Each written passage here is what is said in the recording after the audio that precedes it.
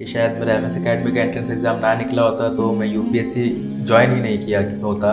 MS की जो मैंने ख़ास बात देखी वो ये थी कि आपको मॉडर्न एजुकेशन जो यूपीएससी की एजुकेशन है उसी के साथ साथ वैल्यू बेस्ड मॉरल एजुकेशन भी प्रोवाइड करवाता है। जब हम यहाँ रहते हैं तो तरबियत इस तरह से होती है कि आपका ओवरऑल पर्सनैलिटी का डेवलपमेंट किया जाता है, आपको दुनिया के साथ साथ यहाँ दीन भी सिखाया जाता है।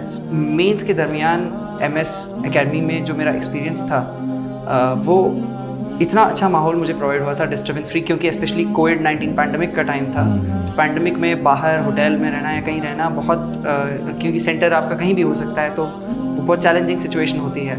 तो एक अच्छे माहौल की वजह से, एक सुकून डिस्ट्रैक्शन फ्री एनवायरनमेंट की वजह से मुझे पर्सनली लगता है कि मेरा मेंस काफ़ी अच्छा गया।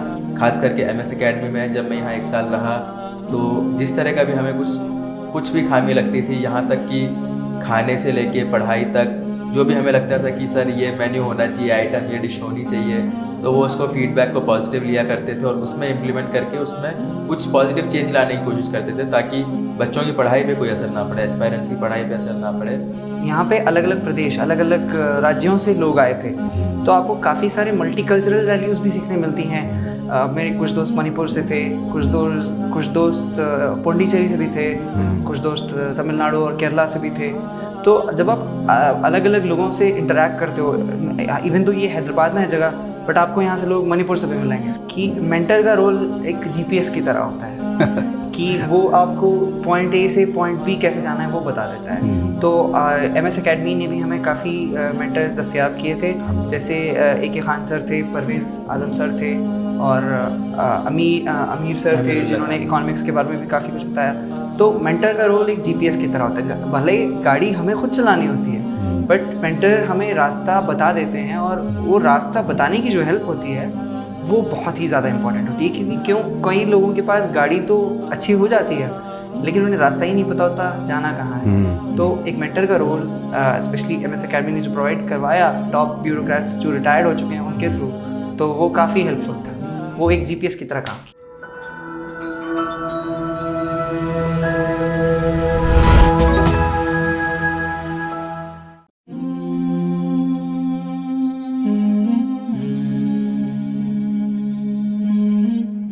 नाजरीन, वेलकम बैक। अचीवर्स के साथ हमारी गुफ्तगू हम जारी रखेंगे। हमने ब्रेक से पहले देखा कि सर्कल से, इनर सर्कल से फिर आप थोड़ा बड़ा करें, फिर थोड़ा बड़ा करें। अगर हम और थोड़ा बड़ा कर देखें तो वहाँ पर आती है एकेडमी, राइट? तो ये एकेडमी का क्या रोल है एक बच्चे के अचीवमेंट में? जी, एकेडमी से मुराद होती है एक एनवायरनमेंट, एक माहौल जो आतरफ आपके दिखता है, उससे आपका बहुत इन्फ्लुएंस होता है। मान लीजिए अगर आतरफ आप नेगेटिविटी देख रहे हैं या ऐसा माहौल देख रहे हैं जहाँ पर काफ़ी डिस्ट्रैक्शंस हैं, तो ऐसे माहौल में पढ़ना बहुत बेहद मुश्किल होता है, स्पेशली सिविल सर्विसेज एग्जामिनेशन के लिए। तो एक अच्छा सा माहौल पढ़ाई का बहुत बेहद ज़रूरी है, जहाँ पे अच्छी लाइब्रेरी हो, जो पीयर ग्रुप हो आपका वो अच्छा हो, जो टीचर्स हों वो अच्छे हों, और मोरल एजुकेशन भी हो और स्पोर्ट्स की फैसिलिटी भी हो। तो एक ओवरऑल एनवायरनमेंट का काफ़ी असर पड़ता है। और मेरी पर्सनल एक्सपीरियंस में भी मैं जो जगह रहा हूँ, जैसे मैं हमदर्द स्टडी सर्कल रहा हूँ, जामिया मिलिया इस्लामिया का रेसिडेंशियल कोचिंग एकेडमी रहा हूँ, और साथ ही में MSIS एजुकेशन एकेडमी से मैंने अपना मेंस दिया और अपनी इंटरव्यू की प्रिपरेशन के साथ ऑनलाइन की। तो मेरे हिसाब से जो मेरा मेंस का एक्सपीरियंस था, स्पेशली मैं मेंस की बात करूँगा क्योंकि मेंस सबसे इम्पॉर्टेंट मुझे लगता है कि इम्पॉर्टेंट होता है, क्योंकि वो लंबे दिन चलता है। तो मेंस के दरमियान एमएस एकेडमी में जो मेरा एक्सपीरियंस था वो इतना अच्छा माहौल मुझे प्रोवाइड हुआ था डिस्टर्बेंस फ्री, क्योंकि स्पेशली कोविड-19 पैंडमिक का टाइम था। तो पैंडमिक में बाहर होटल में रहना या कहीं रहना बहुत क्योंकि सेंटर आपका कहीं भी हो सकता है, तो वो बहुत चैलेंजिंग सिचुएशन होती है। तो एक अच्छे माहौल की वजह से, एक सुकून डिस्ट्रैक्शन फ्री एनवायरनमेंट की वजह से मुझे पर्सनली लगता है कि मेरा मेंस काफ़ी अच्छा गया। अपार्ट फ्रॉम पर्सनल एक्सपीरियंस, मुझे लगता है माहौल का बहुत ज़्यादा असर पड़ता है, क्योंकि it goes on to ensure कि आप किस जगह पढ़ रहे हैं, कैसे पढ़ रहे हैं, उससे आपकी स्टडी कैसे अफेक्ट होगी। फैज़ान, अगर इसी बात को थोड़ा सा मैं ट्विस्ट करना चाहूँगा। सुमेर फरमा रहे थे कि एक एनवायरनमेंट मिलता है एकेडमी के थ्रू। एक तो एनवायरनमेंट है जो कि एकेडमिक्स के ऊपर, आपके लर्निंग के ऊपर, पीयर ग्रुप की भी बात की है सुमेर ने, कि पीयर ग्रुप का कंट्रीब्यूशन जो आपकी इंटेलेक्चुअल कैपेसिटी को एक्सपैंड करता है, उसका एक नज़र, नए नए पर्सपेक्टिव्स आपको देते हैं। अगर हम वैल्यूज़ की बात करें, जो कि थोड़ा सा आपने टच किया था, तो वैल्यूज़ का इंटीग्रेशन के लिए वो अगर हम कॉन्टेक्स्ट में देखें तो एकेडमी की क्या इम्पोर्टेंस है उसकी? तो जैसे मेरी यूपीएससी की जो जर्नी थी वो एमएस एकेडमी में ही चालू हुई थी। यहाँ तक कि जैसे मैंने बताया भी था कि शायद मेरा एमएस एकेडमी का एंट्रेंस एग्ज़ाम ना निकला होता तो मैं यूपीएससी ज्वाइन ही नहीं किया होता, उस जर्नी पे मैं सवार ही नहीं हुआ होता। तो एमएस की जो मैंने ख़ास बात देखी वो ये थी कि आपको मॉडर्न एजुकेशन, जो यूपीएससी की एजुकेशन है, उसी के साथ साथ वैल्यू बेस्ड मॉरल एजुकेशन भी प्रोवाइड करवाता है। जब हम यहाँ रहते हैं तो तरबियत इस तरह से होती है कि आपका ओवरऑल पर्सनालिटी का डेवलपमेंट किया जाता है, आपको दुनिया के साथ साथ यहाँ दीन भी सिखाया जाता है, और किस तरह से उसी दीन की बातों को आप कॉन्स्टिट्यूशन और नेशन बिल्डिंग से लिंक कर सकते हैं। आप देश की तरक्की में, मुल्क की तरक्की में, डेवलपमेंट में, सभी कम्युनिटीज़ के को ऊपर उठाने में किस तरह से आप काम करे जा सकते हैं। तो इस तरह की काफ़ी सारी जो नेशन बिल्डिंग की वैल्यू सिस्टम होता है जो हमें प्रोवाइड करवाया जाता है, ख़ासतौर पे जैसे एमएस एकेडमी में प्रोवाइड करवाया गया। बाद में जब मैं जामिया में था तो वहाँ भी इस तरह की टीचिंग्स हमें दी जाती थी वक्त बवक्तन। और इसमें ख़ास बात मुझे ये लगती है कि सिर्फ मैनेजमेंट या एडमिनिस्ट्रेशन की तरफ से ना होके सिर्फ वहाँ तक इसको लिमिटेड या महदूद नहीं रखा जाता, बल्कि जो आपकी पीयर लर्निंग होती है, आपके दोस्त होते हैं, उनसे भी आपको कोई काफ़ी अच्छी अच्छी वैल्यू सीखने को मिलती है। जैसे मेरा खुद का एग्जांपल था, मैं शुरुआत में जब था तो मुझे ही मेरे दोस्तों ने बताया कि तुम बहुत जल्दी गुस्सा हो जाते हो, जो कि बहुत अच्छी बात नहीं है। तो उससे मैंने एक पेशेंस और सब्र की जो वैल्यू है, जो मुझे लगता है यूपीएससी में सबसे ज़्यादा ज़रूरी है। जैसे आपने बताया कि एक खान सर ने भी कहा है कि कभी कभी 3 से 4 अटैम्प्ट भी लग जाते हैं। तो सब्र एक बहुत इंपॉर्टेंट चीज़ है। वो उस तरह की वैल्यूज़ आपको एकेडमीज़ में सीखने को मिलती हैं जो ना सिर्फ आपको एग्ज़ाम को पास करने में मदद करती हैं, इम्तिहान निकालने में मदद करती हैं, बल्कि आपकी ओवरऑल पर्सनैलिटी का, आपके किरदार में जो निखार आता है, डेवलपमेंट होता है, उसमें खासा अहम योगदान देती है। मैं इसमें थोड़ा सा ऐड करना चाहूँगा। मेरे पर्सनल एक्सपीरियंस में जो मैंने जामिया मिलिया इस्लामिया आरसीए और एमएस एकेडमी में गुजारा वक्त, तो यहाँ पे वैल्यूज़ की जब बात की जाती है तो मैंने देखा था कि यहाँ पे अलग अलग प्रदेश, अलग अलग राज्यों से लोग आए थे, तो आपको काफ़ी सारे मल्टीकल्चरल वैल्यूज़ भी सीखने मिलती हैं। मेरे कुछ दोस्त मणिपुर से थे, कुछ दोस्त पुडुचेरी से भी थे, कुछ दोस्त तमिलनाडु और केरला से भी थे। तो जब आप अलग अलग लोगों से इंटरेक्ट करते हो, इवन तो ये हैदराबाद में है जगह, बट आपको यहाँ से लोग मणिपुर से भी मिलेंगे, और इवन तो जामिया न्यू दिल्ली में है, but still you will find people from everywhere. आपको हर जगह से वहाँ पे लोग मिलेंगे। तो जब आप अलग अलग लोगों से इंटरेक्ट करते हो तो आपको काफ़ी सारी मल्टीकल्चरल वैल्यूज़ के बारे में सीखने मिलता है, जिससे आप भारत के राष्ट्र निर्माण के बारे में भी काफ़ी सारी चीज़ें सीखते हैं, और वो आपको बहुत मोटिवेट करता है। जी, कुछ आप और ऐड करना जैसे हारिस ने बोला कि काफ़ी मणिपुर से और अलग अलग जगहों से उनको काफ़ी वैल्यू सीखने मिली। मैं एक बात बताना चाहूँगा, बहुत सारे लैंग्वेजेस भी उन्होंने सीखी हैं, काफ़ी ज़बानें इन्होंने सीखी हैं। कश्मीरी इनको सीखने आती है, थोड़ी मणिपुरी भी बोल लेते हैं, लेकिन वैल्यूज़ के साथ साथ इस तरह की भी तरबियत वहाँ पे काफ़ी अच्छी दी जाती है।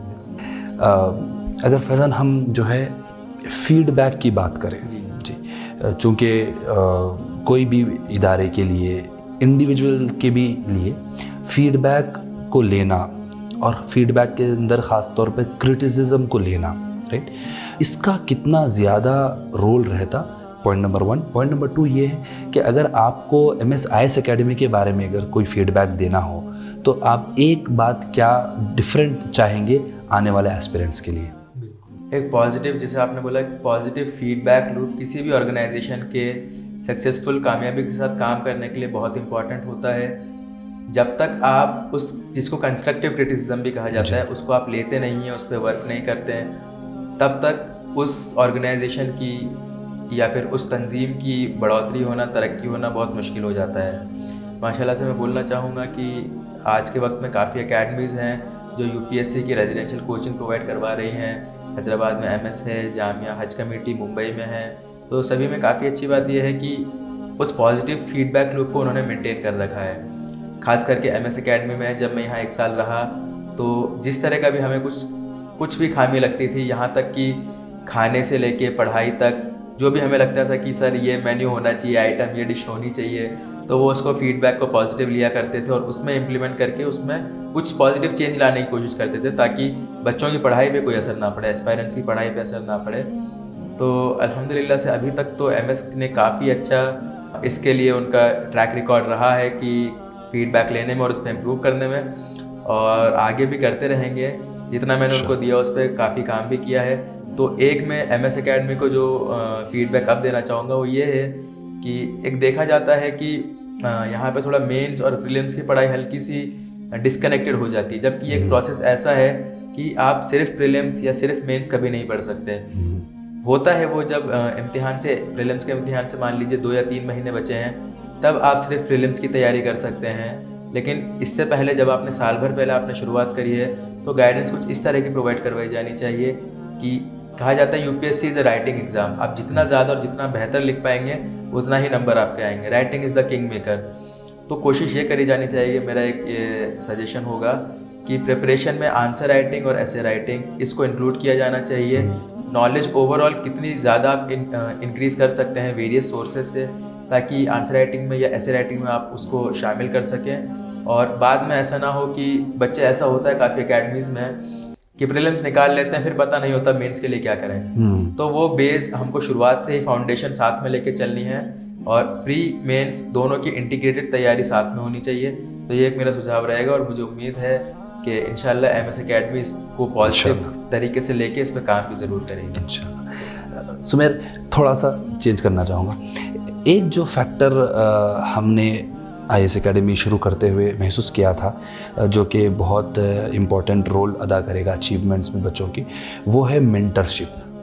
जी, mentors by the ex civil servants या करंट सिविल सर्वेंट्स, उनका इंटरेक्शन भी अगर बच्चों के साथ होता है तो एक वो भी एक कंट्रीब्यूटिंग फैक्टर बनेगा।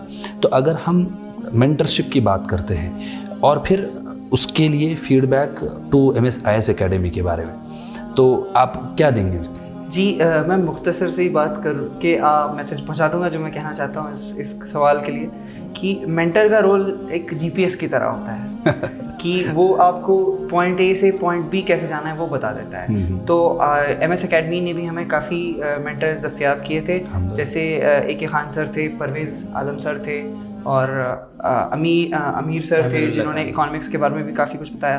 तो मेंटर का रोल एक जीपीएस की तरह होता है। भले गाड़ी हमें खुद चलानी होती है, बट मेंटर हमें रास्ता बता देते हैं और वो रास्ता बताने की जो हेल्प होती है वो बहुत ही ज़्यादा इंपॉर्टेंट होती है। क्योंकि कई लोगों के पास गाड़ी तो अच्छी हो जाती है लेकिन उन्हें रास्ता ही नहीं पता होता जाना कहाँ है। तो एक मेंटर का रोल स्पेशली एमएस एकेडमी ने जो प्रोवाइड करवाया टॉप ब्यूरोक्रेट्स जो रिटायर्ड हो चुके हैं उनके थ्रू, तो वो काफ़ी हेल्पफुल था। वो एक जीपीएस की तरह काम किया। एक लास्ट सवाल आप दोनों के साथ, और चूँकि हम जो है यूपीएससी की बात कर रहे हैं, अभी तक जो हमारी जो गुफ्तगू रही है वो जो है मेंस एग्ज़ाम के तर्ज पे रही है। मतलब मैं सवाल पूछ रहा हूँ, आप लोग जो है एस्से की टाइप में आप आंसर्स दे रहे हैं। अभी जो लास्ट वाला जो सवाल रहेगा ये आप प्रीलिम्स के तर्ज पे उसका आंसर करें बुलेट पॉइंट्स में, राइट? फैज़ान, आपके लिए है कि अगर आप स्कूल लेवल पे जो हमारे स्टूडेंट्स हैं एमएस के स्कूल्स में अल्हम्दुलिल्लाह, उनके लिए अगर आप एक एडवाइस देना चाहेंगे, पॉइंट नंबर 1। पॉइंट नंबर 2, अगर आप इंटर +2 लेवल के ऊपर जो हमारे स्टूडेंट्स हैं उनके लिए अगर आप एक एडवाइस देना चाहेंगे, और जो ग्रेजुएशन में हैं उनके लिए एक एडवाइस देना चाहेंगे, 3 advices for 3 different segment of students, आप क्या देंगे? तो अगर यूपीएससी के ताल्लुक से देखा जाए तो स्कूली लेवल पे या +2 लेवल पे और ग्रेजुएशन लेवल पे जो स्टूडेंट्स हैं, तीनों के लिए काफ़ी डिफरेंट एडवाइसेस रहेंगी। जैसे पहला, स्कूल लेवल पे अगर देखा जाए, अगर कोई पेरेंट्स को या बच्चे को है कि इस तरह की कोई सर्विस में जाना है, आईएएस या आईएफएस, तो अभी ये उम्र नहीं है कि आप इस तरह की किताबों को पढ़ना चालू कर दें, आप सिलेबस पढ़ना चालू कर दें। आप अपनी पर्सनालिटी डेवलपमेंट में काम करिए, आप अपनी नॉलेज और इल्म को गेन करने वाली चीज़ें उन पे काम करिए। जैसे मैं जब छोटा 9-10 से मैंने अखबार पढ़ना चालू कर दिया था, ये नहीं सोच के कि आईएएस बनूंगा, इसलिए कि मुझे एक well knowledgeable man, a well read man बनना है। तो वो आपको वहाँ से फाउंडेशन जो बिल्ड होगी, अगर इंशाल्लाह फ्यूचर में आपने ये सोचा कि मुझे आईएएस आईएफएस बनना है या कुछ और भी सर्विस लेनी है, तो वहाँ आपको काम आएगी। तो अभी ज़्यादा जोर डालने की ज़रूरत नहीं है, इस तरह से शुरुआत करी जा सकती है। इंटर के जो स्टूडेंट्स हैं, +2 के जो स्टूडेंट्स हैं, उनके लिए मैं ये कहूँगा कि आप यहाँ तक आते आते इंसान मन बना लेता है कि मुझे किस फील्ड में जाना है। ज़्यादातर यूथ जो है वो सोचते हैं कि या तो इंजीनियर बनना है या मेडिकल स्टूडेंट बनना है, डॉक्टर बनना है। तो उस हिसाब से अगर आपके मन में ये आया है कि आगे चल के शायद हमें सिविल सर्वेंट बनना है, तो आप अपना ग्रेजुएशन का जो है उसी हिसाब से चूज़ कर सकते हैं। जैसे अगर आप मैं खुद का पर्सनल एग्जांपल दूंगा, तो मुझे काफ़ी लेट ये पता चला कि मुझे सिविल सर्विसेज में जाना है, और उसमें मुझे लगा कि मेरी बीटेक की डिग्री है इतनी ज़्यादा हेल्पफुल नहीं रहेगी जितना अगर शायद मैंने बीए हिस्ट्री या सोशियोलॉजी में किया होता, क्योंकि मेरा 1 साल भी बचता और मुझे जो नॉलेज बीए की पढ़ाई में मिली होती वही सब्जेक्ट में ऑप्शनल की तरह भी यूपीएससी में इस्तेमाल कर सकता था। तो अगर 12वीं तक आपको पता चल गया, +2 में पता चल गया कि आपका क्या इरादा है, तो उस हिसाब से आपको ग्रेजुएशन सब्जेक्ट्स चूज़ करने चाहिए, और ग्रेजुएशन में उसी सब्जेक्ट में करते हुए आपको यूपीएससी में कुछ मदद मिल जाएगी उसकी इंशाल्लाह। और जो ग्रेजुएशन कर रहे हैं स्टूडेंट्स, अंडर ग्रेजुएट हैं अभी, तो उनको मेरी एक मुख्तसर सी राय ये रहेगी छोटी सी, कि आप फर्स्ट ईयर में हैं या सेकेंड ईयर में हैं, तब तैयारी करने का ज़्यादा तुक नहीं बनता है। तब आप कोशिश करिए अपनी पर्सनालिटी डेवलपमेंट पे, कम्युनिकेशन स्किल्स बिल्ड करने पे, सॉफ्ट स्किल्स को निखारने में। जब आप अपनी ग्रेजुएशन के फाइनल ईयर या सेकेंड लास्ट ईयर में आते हैं, तब आप इसके बारे में सोच सकते हैं कि नहीं, अब मुझे कैरियर ऑप्शन डिसाइड हो गया है। जैसे काफ़ी लोग होते हैं और काफ़ी टॉपर्स भी रहे हैं यूपीएससी के, जिनको डिसाइड हो जाता है कि हमें बीटेक में कुछ नहीं करना है, हमें इंजीनियरिंग के फील्ड में नहीं जाना है, तो फाइनल ईयर में आते आते पढ़ाई स्टार्ट कर देते हैं।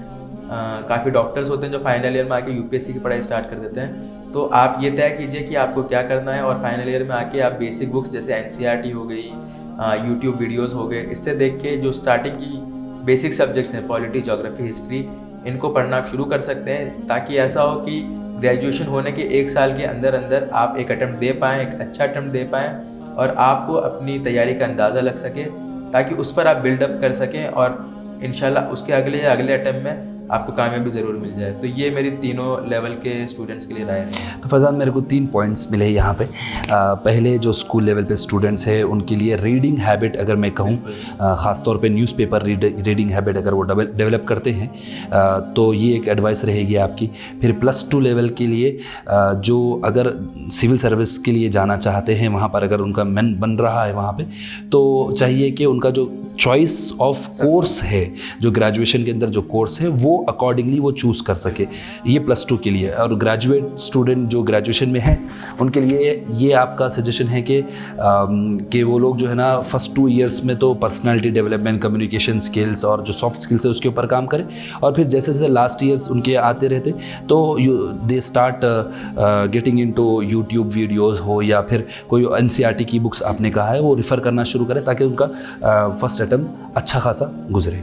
सुमेर, मैं थोड़ा चेंज करके आपसे जी, अगर हम जो है ये जो एडवाइस है इसको सामने रखते हैं ये डिफरेंट सेगमेंट ऑफ स्टूडेंट्स को, और जैसा आपने फरमाया कि लास्ट में ग्रेजुएशन में बच्चा जो है थोड़ा फोकस होकर सब्जेक्ट के ऊपर काम करे, वो बच्चों के लिए एडवाइस जो कि मल्टीपल अटेम्प्ट्स दे चुके हैं। नॉर्मली अगर हम एक बेल्फ करके जैसा उनका परफॉर्मेंस देखेंगे कि फर्स्ट अटेम्प्ट में आने वाले बहुत कम रहते हैं, लेकिन सेकेंड और थर्ड अटेम्प्ट्स में बहुत ज़्यादा लोग जो है सेकेंड और थर्ड में वो क्रैक करते हैं। तो ये जो सेकेंड और थर्ड में जाने तक के लिए जो उनका एक रेजिलियंस और एक बाउंस बैक करने का जो उनका स्पिरिट होना चाहिए, वैसे बच्चों के लिए आपका क्या सजेशन होगा? देखिए, yes definitely UPSC resilient spirit demand करता है। तो वो बच्चे जो पहले या दूसरे अटेम्प्ट में फ़ेल हो जाते हैं या असफलता पाते हैं, नाकामयाबी पाते हैं, उनके लिए मेरा ये मैसेज है कि आप नाकामयाबी को नाकामयाबी ना समझें। ये भी आपको कई सारी चीज़ें लर्न करवाती है। हो सकता है कि आपके अप्रोच में कुछ गलतियाँ थी जिसकी वजह से आप वहाँ तक नहीं पहुँच सके। अगर आप एक सिंपल पीस ऑफ पेपर ले लें खाली और अपनी गलतियाँ नोट करें, और अगर उन गलतियों पे तवज्जो से इंट्रोस्पेक्ट करें और उन पे अगर काम करें, तो ज़रूर आपको एक मुस्बत रिज़ल्ट मिलेगा। और इसके अलावा मैं उन स्टूडेंट्स को भी कहना चाहता हूँ कि आप अपने पीयर्स से भी लर्न करें।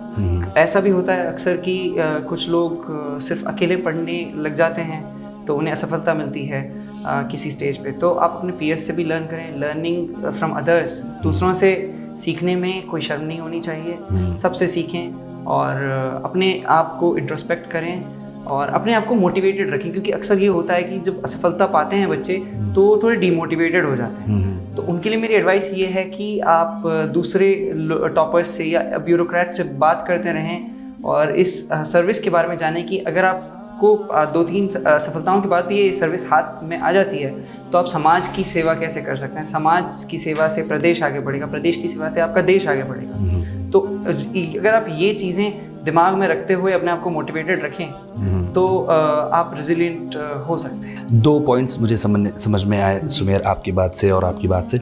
एक बात तो ये है कि इंट्रोस्पेक्शन हो, कि फेलियर को लर्निंग के जैसा लिया जाए। दूसरा ये है कि अपग्रेडेशन हो, जो भी आपके नोट्स तैयार हो, नॉलेज बैंक जो जमा करके रखा है इसको आप अपग्रेड करें। सुमेर और फैज़ान बहुत बहुत शुक्रिया आपके वक्त का और आपके गाइडेंस का। बहुत खुशी हुई आप लोगों से मुलाकात करके और आप लोगों को फिर एक बार एमएस की तरफ से बल्कि पूरे हैदराबाद की तरफ से आपको जो है फिर से एक बार मुबारकबाद देना चाहेंगे। शुक्रिया। शुक्रिया। नाज़रीन, आज की गुफ्तगू से कुछ अहम बातें सामने आई हैं। पहली बात हमने ये देखा कि as a aspirant, as a student UPSC की प्रिपरेशन कैसी होनी चाहिए, और दूसरी बात जो की फैक्टर्स है यूपीएससी के अंदर सक्सेस हासिल करने के, उसके ऊपर हमने तबसरा किया। तीसरी बात, एक बार आप अचीव कर लेने के बाद भी इस बात का ख़ास ख्याल रखा जाए कि जो हमारा वैल्यू सिस्टम है हम उसको कैरी फॉरवर्ड करें हमारे जॉब में।